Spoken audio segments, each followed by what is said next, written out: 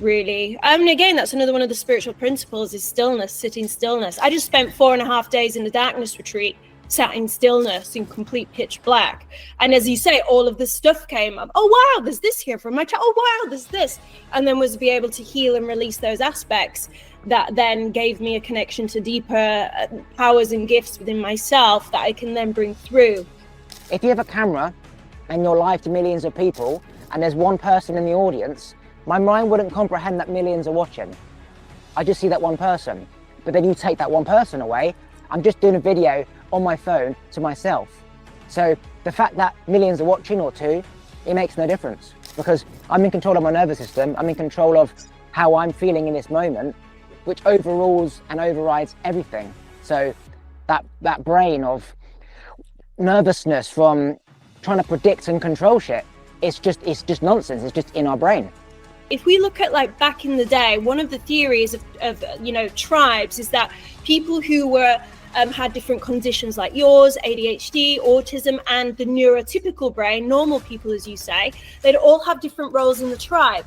Whereas nowadays we've favoritized one of the brains. So we've said neurotypical brain is normal, it's ordinary, and we've put our whole system and framework of society around that brain, which is why it's easier for them in this world. Just quickly, I just want to say a massive thank you to everyone who still listens to the podcast. I started 4 years ago, and since then I've had over 1 million downloads. I get 5,000 downloads per month, and I've had over 200 different guests. So a massive thank you to everyone who still listens. If you could please do me a favour, if you could rate and review the podcast, that will be amazing, because it helps get the podcast out to new, conscious people like yourself. And my goal is to awaken as many people around the world. You can also follow me on Instagram. It's YesKingOliver, should you wish to see what I get up to on my day-to-day moments. Back to the episode. So growing up, when I used to go to bed, I used to lay in my bed and imagine speaking to my grandma's spirit. And every night around the same time, I would imagine her coming into my room, into my presence, to let me know that she was here, keeping me safe at the lowest point in my life. And I'd go into a very deep meditative state where I'm so still, I was hardly breathing, I was so calm, my heartbeat reduced massively. And then my iMac would turn on, and then I would be able to hold that charge for the Mac to be on for as long as I wanted. And that was my grandma there for as long as I needed her to be. And then when I was happy that she was here and I had shivers down my whole body, all of a sudden the Mac turned off. And whilst I used to be in that state, I used to imagine going to different parts of the universe, my past self, my future self, the self that didn't exist, such as like aliens and in space. And I was able to literally convince myself that where I was real. And I remember going up and looking down on the earth and seeing like everything. Like when you go on Google Maps, you could zoom out and you could look right down. And then I opened my eyes and realized that, shit, I'm in my bed still. And it just showed me the power of the mind. It can take you anywhere, and it can be so realistic when you are in that state that you don't know if it's real or not. That's true, you can. Exactly. That's the power of the mind. Yeah, talk to me about your astro stuff. Okay. Where do you want to start? What do you want to go with? Do you want me to comment on something about your experience? Yeah, so like when you were younger, obviously you probably would have done this yourself and realized, wow, I can just tap into this anytime. Like, what was your earliest experience with one of these situations? Yeah, so astral projection is a self-initiated out-of-body experience. What the heck does that mean? Basically, by a Western scientific definition, it means that experience that some of you might have had where you feel like you are shifting out of your physical body. You're kind of floating above it. You might turn back and see yourself lying there, or you might feel like you go into a different dimension, different realm, objective reality, even in the here and now. Some people say they can get evidence and verify their out-of-body experiences through exploring this world. And so that's what an out-of-body experience is. So it's very different to what we call active imagination, where you imagine yourself going somewhere. It could be very vivid, very beautiful, and very healing. And it's also a little bit different to what we call shamanic journeying, where you might feel like you go into an altered state and you can go to a class and they'll take you into like the lower realms and the higher realms realms. And it's also different to a dream where you're asleep, you're dreaming, you're in your own mind having a dream. So phenomenologically, it's pretty much a near-death experience. And that is an out-of-body experience. It's one of the 3 types. We call it a forced out-of-body experience, where the mind or the body is in pain or some sort of psychological turmoil, and you end up seeming to leave your body. So that's effectively what it is. It's quite a rare experience, but part of getting there is what I help people do. And that's because we have scientific evidence. They've proven this in mainstream science, including my own research that's been peer reviewed, that it can help with reduced fear of death, increased peace, feeling of connectedness. It allows you to reassess your relationships with others, and also it's a huge catalyst for life change. After mine, I ended up changing my career. I left a 15-year career in the dance and my own school, a team of 20 teachers, to study this for my master's degree in transpersonal psychology. And that's because it's an incredible experience, just as you've said, and in your story, Oliver, with some of the aspects, which is an out-of-body experience. It can be incredibly profound and healing. Yeah, what's amazing is at that time, I truly believed it was my actual grandma, but now looking back, it was never her. It was my own energy getting into a state, emitting a certain frequency in an energy field that was interacting with the devices in my bedroom. Now, obviously, it could have been my grandma. I worked out it was probably just me, and where my attention was creating a massive charge. But nevertheless, it showed me that you can literally get your body into any state and affect everything around you. And it was very similar to when I did mushrooms on the beach a few weeks back. I took mushrooms, it was a gram, and then I went into this whole other world. And then I suddenly became aware that, shit, I'm on the beach. And I looked at my friend and I was like, holy shit, I can just tap in to that state and come back down at any point. But when I was there, I don't know where I was. I can only explain it as I was operating on this really high frequency. It's unexplainable. It felt like the 20th D as opposed to like the 6th D that we were normally on. But then it was like, wow, I could go and come back down. And I can't explain it in terms of words, can't explain it in terms of visuals. I can only explain it in terms of a feeling I had in my body that can't be explained, I've never experienced before. And that we were saying to ourselves, it can't be that simple where you can just eat some mushrooms in the ground and then go to another world. And then it's like, well, how do we evolve as humans so quickly? We're probably just apes eating a few mushrooms in the ground, and then that's how we evolve so quickly. And I'm like, can we get to that state without the mushrooms? And about what you're saying is, yeah, you absolutely can. Your mind can go elsewhere without a substance, which is amazing because it means we don't necessarily need substances if we can train how to get there without it. Exactly, Oliver. I think you've hit the nail on the head there as well when you said, can we do this without substances, without psychedelics? You can. And what most people don't realize is it's been done for literally hundreds of years in many different ancient traditions. And there's a number of techniques to be able to do that. For example, sensory deprivation is one of them. But I also wanted to point out something that you said there, which I think is really good way of captioning how most people feel when they come back from an out-of-body experience, which is, shit, I'm here in my body on the beach or on the bed or wherever you are, because suddenly you're in one place and then you're back in the physical world, and it can be this huge shift, which is why it can really have a strong impact and fill people with awe and an experience what you mentioned there as evolution. In a sense, what I believe is that they are evolutionary experiences because you can access insight, transformation, have very healing, profound experiences that then affect your everyday waking life, just as you said it in your experience. And like, if somebody believes in past lives, I remember actually being able to try and go into past lives. So you like be in a certain different environment, a different city, a different country, maybe different people. You might see people with horse and carriage. You might be on the beach hunting fish. Like when you were getting to that state, I could literally go into different past lives, whether they were real or not, doesn't matter. I was able to access it and it became really, really real. And on the beach, when I came back down from that experience, not only was it such a lot of intense processing of shit, what just happened? Like my body has just been in this state of, I can't believe this. I was a human on a beach with my legs crossed. My mind's gone elsewhere. My body feels like it's gone elsewhere, even though I haven't gone anywhere. And it made me realize I actually like being human and grounded in this body, because as amazing as that place was, we've got to live in this body. And so if anything, that was a reminder for me of, That's great. You can access that state when you wish for reasons that are going to benefit your life. But remember to come back to earth and be in this body, because we are here in this body. We're going to go back to spirit when we die.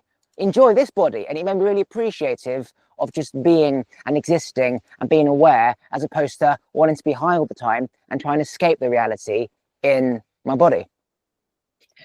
Exactly. And that's one of the core things that I teach. And it's quite profound. You've realized that and voiced that, because not many people do.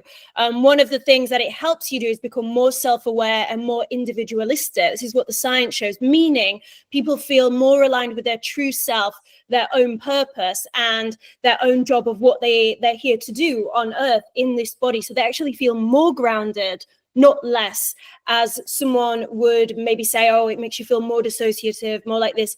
That's not what the research shows. It's exactly what you said. You feel like, oh no, wait a minute, I've got something to do here. I've got to live in this body on earth now and live my life. And that's another reason why I feel like they're evolutionary. Because if you look at when people have spontaneous out of body experiences, meaning they're random, it just happens, we don't know why, it's usually at a crossroads in their life. So there's some turmoil, maybe they're going through a relationship breakup, they're moving country, they've lost their job, and suddenly 10% of the population will have an out-of-body experience if that's occurred in their life, and then they'll retrieve some sort of insight, some knowing, something that will help them to actually live their everyday life and make a big change. That's why a catalyst is one of the transformative effects that we've monitored in the science. So when I healed my Tourette's growing up, what I did was I laid on my bed and went into my past version of me, so from 3 to 4 to 5 to 6, and I went through all traumatic experiences and saw it as knots. And I went through that situation, like say seeing a car accident and crying and grieving the pain of seeing that and the shock I would have been in, as if it was real. And in my head it was real. I was in that state like a dream. It felt real, and I was feeling the pain, I was crying, and then I moved on to the next thing. Is that the same? Is that similar to astral projection, where I literally took myself into my past self and was in that moment in my head? Is that similar or not? People have reported those experiences, yes, where they come out of their body and they feel they visit their past selves or a past timeline, and then they go and they heal that trauma, or they revisit it in some way, shape or form, and change it. And then that has a domino knock-on effect to where they're at currently in their life, allowing for numerous opportunities to unfold. It helps them with the decision-making process or with some ailments they've got in their body. But they certainly look at these times, and same with me, I've had it where you go back to past experiences and you configure and calibrate it in a different way. And I call this coding consciousness throughout body experiences. So it's like you going to the computer of your own consciousness through astral projection and then recode it, so it almost gets an upgrade, so you level up. Yeah, I would actually say that doing the likes of astral projection for healing is far better than therapy, because when you do therapy, you talk about the problem now that you think is the problem, right? But when you go into a past state and you go to the person that you used to be, it will all come up in real time as it happened in real time, and it will all make sense. And you should be able to know what was the trauma then to deal with that. So then now in the present moment, when you speak to your therapist, you shouldn't be in any pain because you've gone back and done the work, as if, you know, if you would have done it back then, it won't be in your body now. When you do therapy, you talk about it, but this pain in your shoulder, say, might not be just from that thing you're linking it to now. It could have been from many, many, many different traumatic experiences in the past that made up of this pain, but it's not directly this pain. So actually, that could be the new way of proper healing versus therapy, where you're just talking about the problem that you think has come from that thing last week, when it probably hasn't. No, I completely agree. Exactly. I think out-of-body experiences can be a form of therapy. And in fact, we're creating a model of OBE therapy for specific people for specific reasons, because it can help people with particular things such as fear of death, existential angst, and some forms of psychological healing. But one of the ways I think it's as radical as what you're pointing out, Oliver, is because it's considered and classed in mainstream science as an exceptional human experience and also a quantum change experience, which basically means change happens quite radically overnight because of its unique impact, as opposed to something sustainable, really long, but very short incremental change over time. Yes, I healed the Tourette's in 3 weeks by simply just going through. I had Tourette's for 10 years, was on a medication for 10 years. I learned something called the Secret audio book. I'm sure you know it. And then I just somehow knew when I came off the medication that I had to just go back and process it all because I knew I blocked it all. And then 3 weeks of excessive thinking, crying, going back to those visits, going back to those places of pain, I just came out of it. And then I was just aware again. So I'd literally been in another world, astrological, whatever body, right? But in the past. And then I woke up and I was like, oh shit. And it's literally like I've been in a coma and I suddenly became aware of my own existence in this body. So you can heal pretty quickly by going back to the old versions of yourself. That's the conclusion I came to, because so many people I see online have like ADHD, OCD, Tourette's, and they're constantly trying to shut the mind up, right?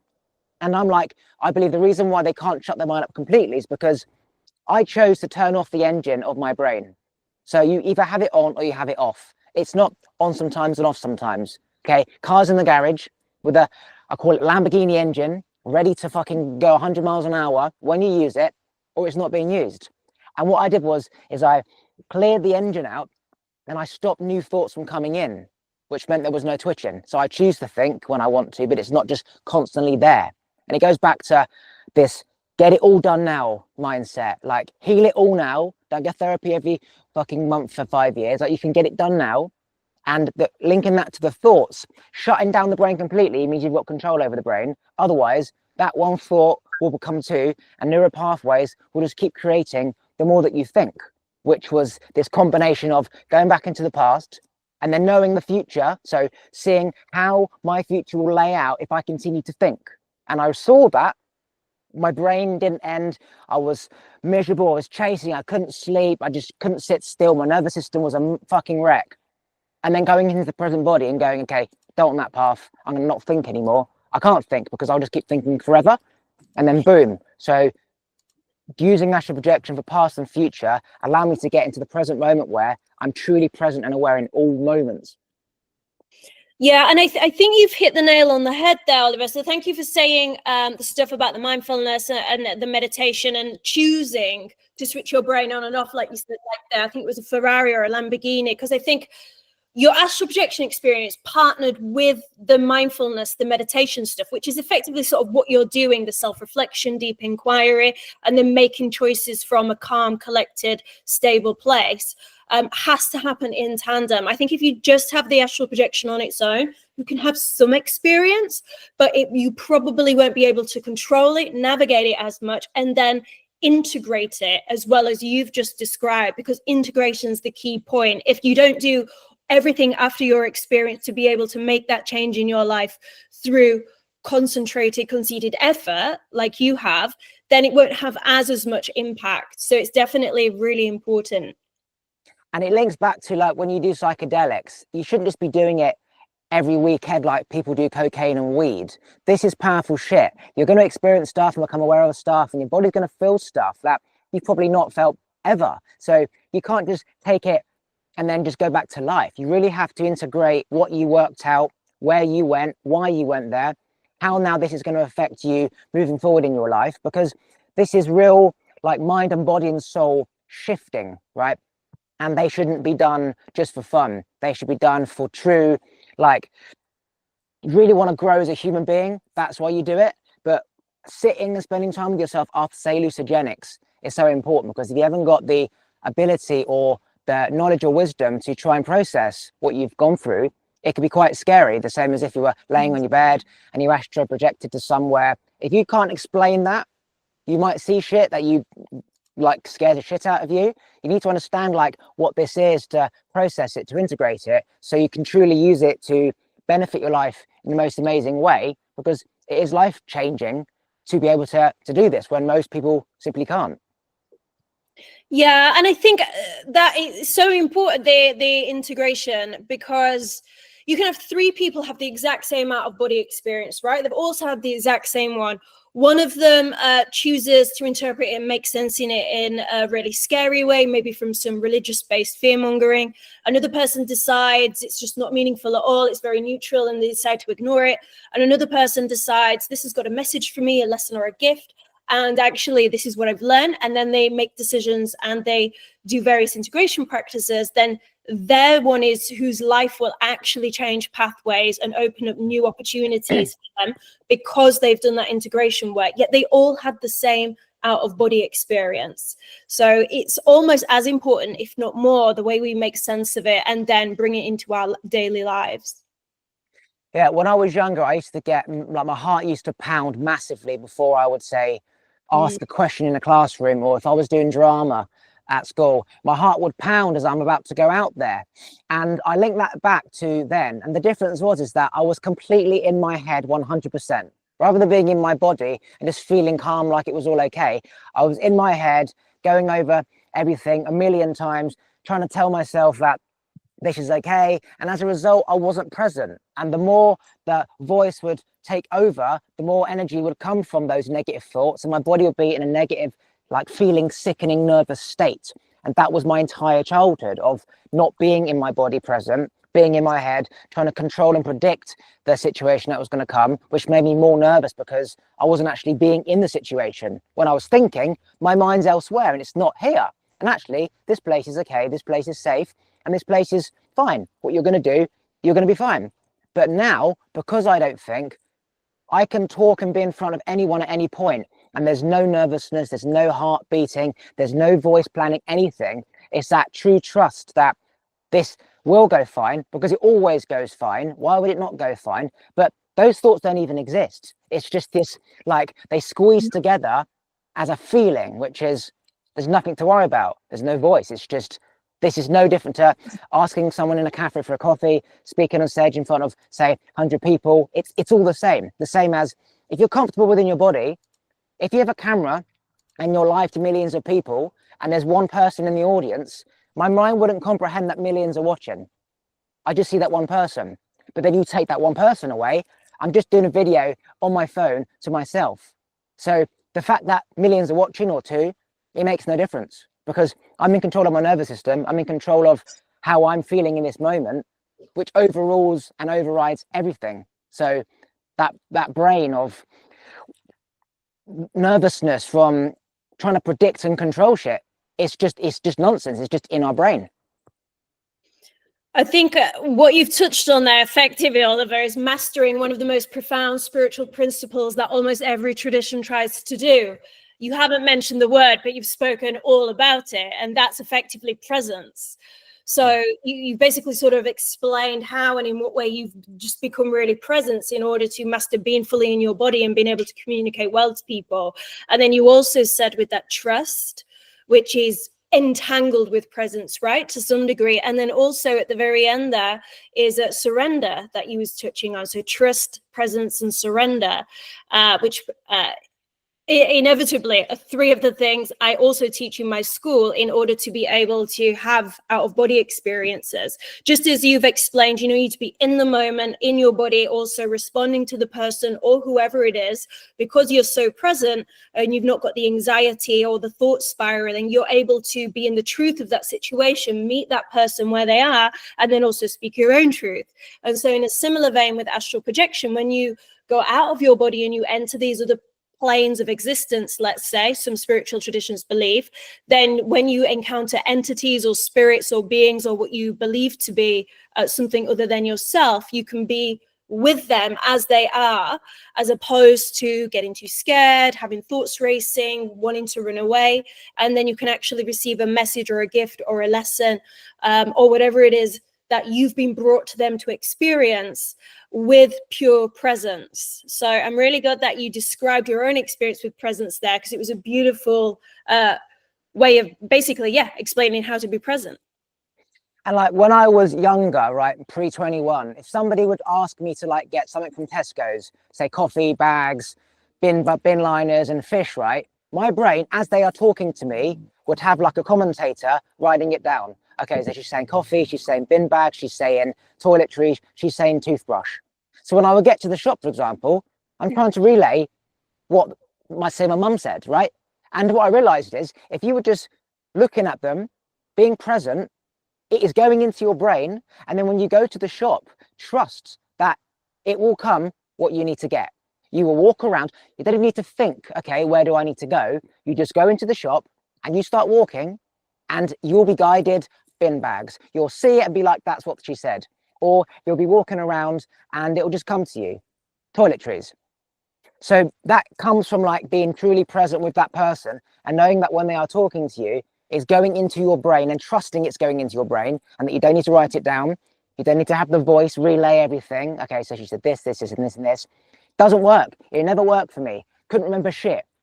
Mastering that ability to just listen and truly trust that you will remember in the real time when you need to. So you've done one thing, you'll remember after you've got the first thing. You can't try to remember what's the 3 things. No, you'll get the whole job done one by one in real time. It's just how it works. Even say the person mentioning toiletries, your brain will link that to the bin bags and link that to the coffee. It just will happen. And that does come truly from being present now. Like when I'm say looking at you, I'm not looking at there or looking over here. It's just here. It's truly now. I had to master that because I couldn't do anything. I couldn't remember anything. And yeah, it came from being present. It is. And on one hand, I want to say it's such a hard thing to master, but then the other half of me wants to say, and it's actually really easy and simplistic. Somehow it feels like quantum, both at the same time. It can be incredibly tough and then also incredibly simple as well. But I think it's one of the most important things, not just for astral projection, but for every kind of spiritual, transpersonal and self-growth practice, even relationships, even teaching or speaking, even at your work, being able to master that presence, because also you get out of your own way, as you just beautifully described. You will just trust and then be able to connect with whatever comes through in that moment that is meant to arise for whatever you need. But I think, you know, having that trust, especially if you've had very traumatic childhoods or difficult things in your life, building that trust back up, whether it's with yourself, others, or a higher divine being such as God or the universe, can be really hard for some people that have really struggled early on. I was telling my friend the other day, she's saying how she goes to therapy each week and it's not working. And I said, do my method, lay in your bed before bed, become the 3-year-old you and go through all the shit that happened. And after you've got to like the 29-year-old you, tell me how you feel. And she was like, well, I haven't got time to do that. I've got to work. And then when I come back, I've got to clean the bathroom. And then I've got the wedding on the weekend. So she doesn't have time to go back into her 5-year-old self, because that could take literally 10 hours, right? Which means, and that related to, right, well, that's the problem, because if we had nothing to do and our brain wasn't active all the time with shit to do, and we were just like in the old days where we had the fire on, there was no TV, there was no radio, we would have sat there with a games board, would be bored. So all of this shit would come through naturally. It would just come up. The same as when you do breath work, if you just breathe there long enough, shit comes up. Because we're always active, shit never comes up. So one of the issues is we're not still long enough for shit to come up. But it would come up. So it's like, how do we activate that or access that if we know it's not going to come up? Spend time and put time out to sit with ourselves until it comes up. But it's very tricky when the world is constantly going. So as you say, it's too easy just to lay back and visit an old version of yourself and heal some old wounds. It seems too easy. It is too easy when you do it. The problem is no one's got enough time to do it. And the irony is that if they just put a bit of time aside to do it, it would free up lots of stuff within their consciousness that would help them in their lives, that would give them more time to do more of what they want. So it's kind of most people don't realize that. And I think sometimes as well, you know, talking about yourself with Tourette's and myself, I have ADHD. Often when you've been in that place of racing mind, struggling, always on the go, or lots of energy, like in my case, I'm quite hyperactive. Sometimes the people at the polarity, the opposite end of stillness, end up finding stillness first, just as a means to, because they have to be able to monitor and operate in the world, given the nature of their neurodiversity or their brains. And so for a neurotypical person who doesn't have a different type of brain, to see the benefit of that, maybe not as dramatic as someone who's neurodiverse or on the spectrum in some way, but could harness it to, as much more magnitude really. And again, that's another one of the spiritual principles is stillness, sitting stillness. I just spent 4.5 days in a darkness retreat, sat in stillness in complete pitch black. And as you say, all of this stuff came up. Oh, wow, there's this here from my child. Oh, wow, there's this.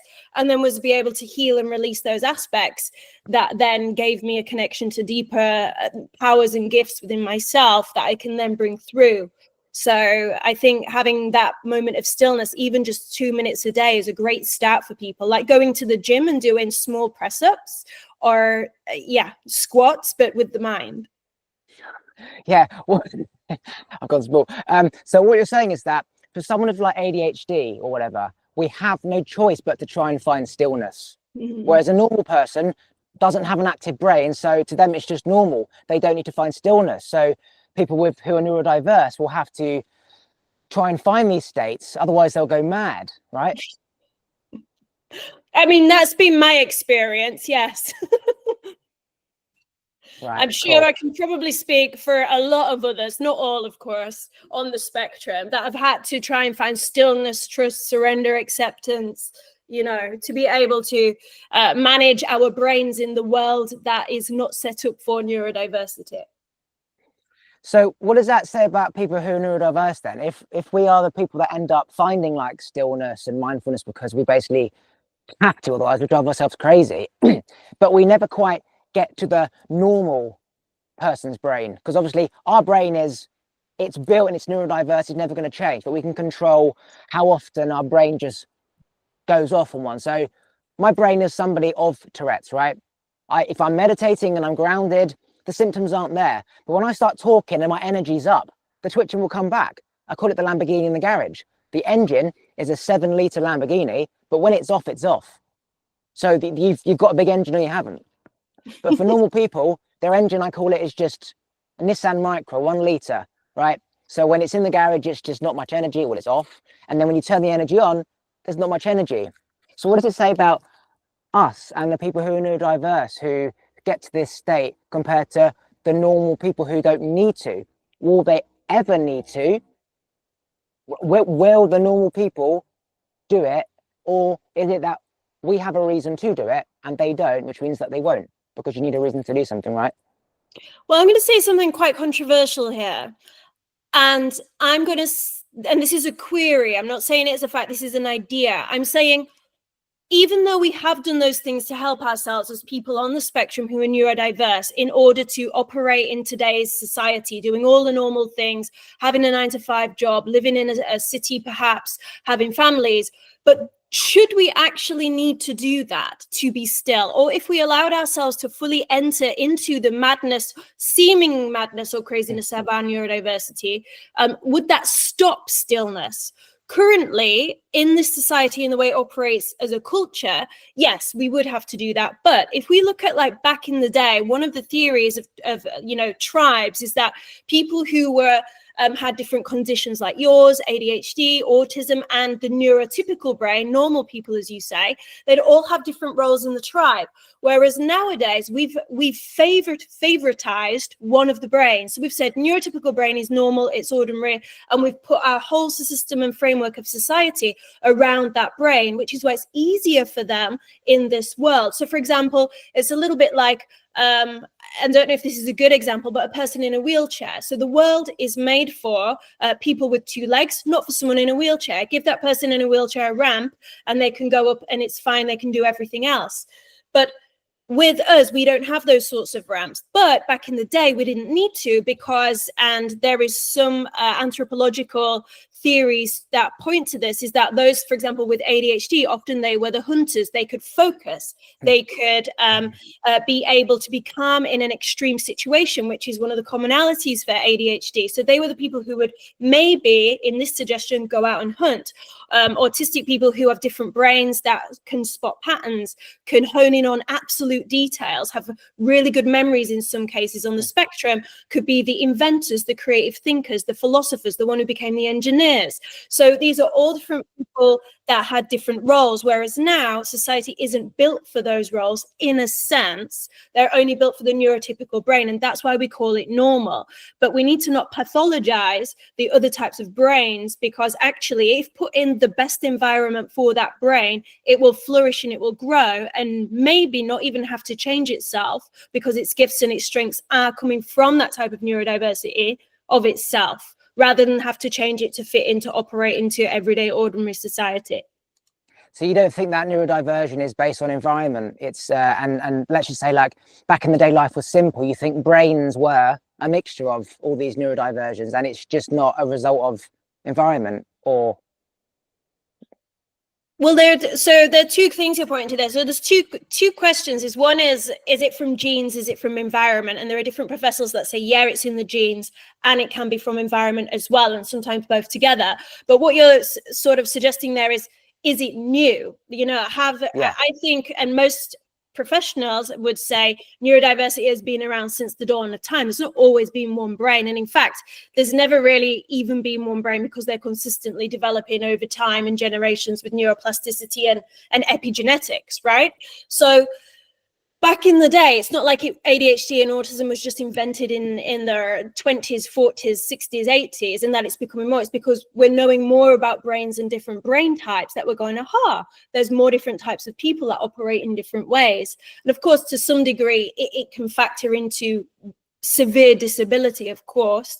But generally speaking, I think that those people that really align with their neurodiversity at a level which is functionable, so not someone like, say, with severe autism who's sort of bound to a chair, for example, but maybe slightly more high functioning autistic, do have specialities that, if supported with the right tools and settings and people, can absolutely flourish with not having to change too much of themselves. I wonder how it would be if we put neurotypicals in a society made for neurodivergence and said, okay, you're not going to have a 9-to-5 job. You have to change your task every 2 to 3 minutes, have 32 tabs open on your computer, get up, fight a tiger, sit down, deal with an emergency situation, then stop, write an essay, do 2 minutes of meditation. Do you think they could do it? I could do it. You could do it. Most people with ADHD and on the spectrum could do it.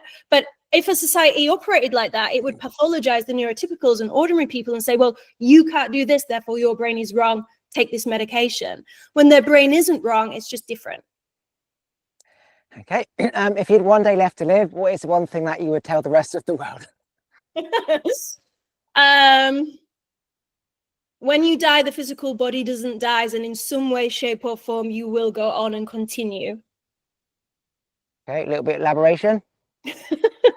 So from my current research in out-of-body experiences and also a lot of near-death experiences, there is no proof that there is a soul or a spirit in the stereotypical New Age reference to it.